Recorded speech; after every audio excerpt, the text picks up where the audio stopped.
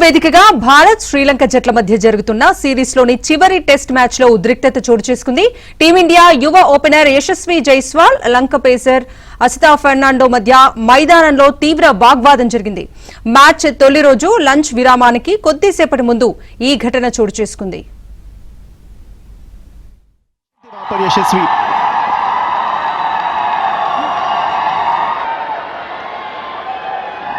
Disappoint होंगे अपने आप से।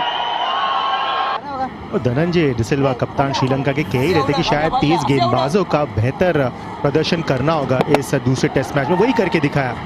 पहले कुमारा ने चलता किया केएल राहुल को और अब असीता ने టాస్ గెలిచి బ్యాటింగ్ ఎంచుకున్న భారత ఇన్నింగ్స్ 17వ ఓవర్ చివరి బంతికి ఫెర్నాండో అద్భుతమైన డెలివరీతో జైస్వాల్ ను బౌల్ చేశాడు.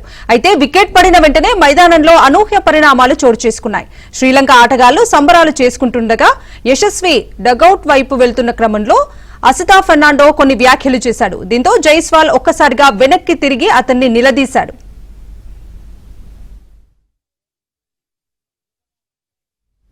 ఆగ్రహానికి గురైన జైస్వాల్ బౌలర్ ఫెర్నాండో వైపు దూసుకెళ్లి వాగ్వాదానికి దిగాడు. ఇద్దరి మధ్య మాటల యుద్ధం ముదరటం, ఒకరికొకరు అత్యంత సమీపంలోకి రావడంతో మైదానంలో పరిస్థితి ఉద్రిక్తంగా మారింది.